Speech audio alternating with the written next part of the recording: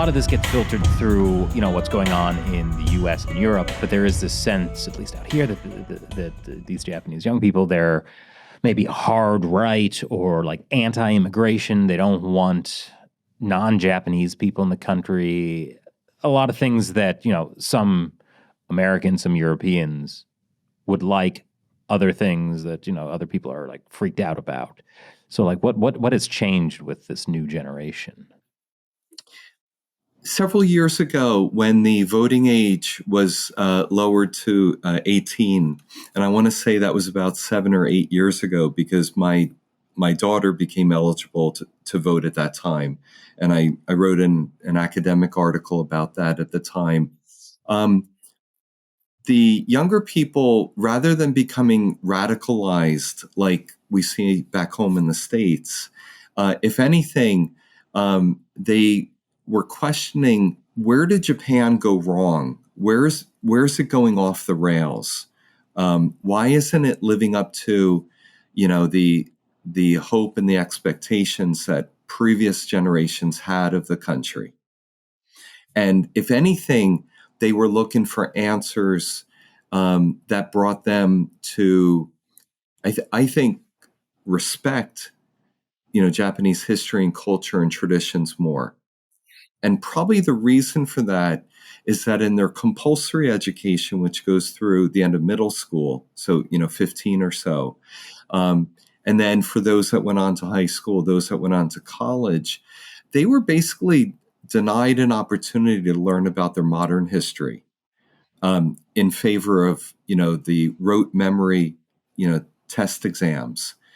And they got exposed in recent years, particularly, thanks to the internet, to alternative, sources of information rather than the mainstream media. And like in the US, the mainstream media here in Japan tends to be, on the left. And so on the left here means, self-hating, anti-Japanese, kind of stuff you'd expect in China or Korea or maybe North Korea. And so a lot of the media here adapts that narrative of, self-hating, self-loathing. And so the youth were, over the years and much of the post-war were exposed to that. But now I think thanks to the internet, thanks to the fact that the generation before them, so I would say in between, my age group and their age group, maybe, those in their 30s and 40s, they began to really question stuff that they've been taught. And so they're still like looking for answers, but they become a whole lot more confident and believe more in their history and their culture and traditions than other generations in the post-war did. And then matching that with the so-called conservative wing of the LDP brings that youth, supporter with that I'd say older, more conservative group. And they were represented by Abe, who was unfortunately assassinated 3 years ago, Takaichi today, things like that. Unfortunately, after Abe stepped down in 2020, he was succeeded by his chief cabinet secretary, who was kind of like a powerless individual. And then the next two prime ministers, Kishida and Ishiba, were essentially, cutouts of the American Democratic Party. Well, what do you mean by that? Just like the wacky policies, the COVID stuff, everything, interventionism, globalism, the LGBTQ, XYZ, whatever that stuff is. It just went absolutely crazy here in Japan under Kishida and to some extent Ishiba after that, which really like butted heads with, Japanese traditions and culture and things like that. So a lot of Japanese felt that they were being hijacked by, essentially U.S. globalists, and particularly the U.S. Democratic Party. And the previous U.S. ambassador to Japan, Rahm Emanuel, he was actively involved in facilitating certain legislation here in Japan. So he went beyond the role of a traditional ambassador, which is to promote your own country's point of view, and actually getting involved in the details of legislation within Japan. So that caused a huge backlash in Japan. So this was happening 2022, 2023, 24. Now we're in 25.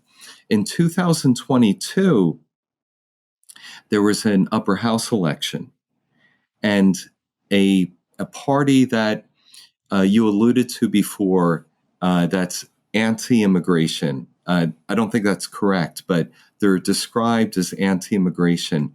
They won the first seat in the upper house. And then last year in the general elections, which is for the lower house, which is more powerful house, they won a number of seats. And then in the upper house elections this summer, they won even more. And the next time they have elections in Japan, they're expected to do even better. And so that party has challenged the ruling party, which was dominated by essentially an identical to the U.S. Democratic Party, even though they're supposed to be a conservative party. There was a huge gap or opening, among the Japanese public about who the conservatives were or who represented the conservatives. Nobody was representing the conservatives. The only choice voters had was the LDP, but they were so closely identified with the U.S. Democratic Party that the LDP members started leaving the party, as I alluded to before, and they basically really stopped turning out to vote until this new party, Sanseito, emerged. And now Takaichi, as the conservative embodiment of the original Conservative Party, is in office. They're hoping that she's able to kind of recapture the conservative vote in Japan. So her popularity is extremely high, but the LDP's popularity remains pretty low right now. So there's a gap between her popularity and the LDP itself. Well, I can see why this resurgence of interest in like a strong Japan, maybe Japanese nationalism, that's kind of a loaded term, but like a love of like a strong Japan, and Takaichi kind of embodying this. I could see why the CCP would be a little nervous about that. Especially, I mean, I really can't believe that Shuijen, the consul general in Osaka, did the joke about assassinating Takaichi in the context. I don't think it was really. It's not a joke. Yeah, that's not the right word. But like basically threatened that in the context where like Abe was assassinated.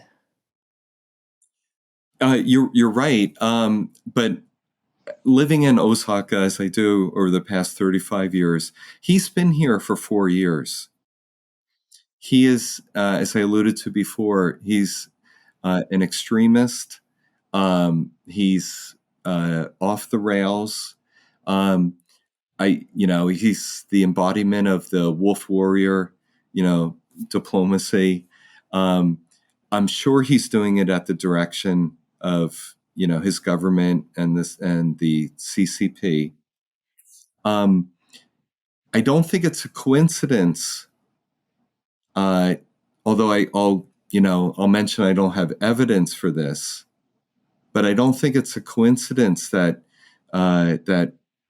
former Prime Minister Abe was assassinated in July 2022, and this consul general arrived the year before, and Abe's assassination took place in the prefecture next door to where the consul general is located. So, when you say you don't think it's a coincidence, I think you know what I'm saying. okay. There's a lot more of this hour-long podcast to watch. Just click below to see it at ChinaUncensored.tv. When you join us there, you can be part of my exclusive China Uncensored 50 Cent Army, where we stand up to the CCP together. The link is below.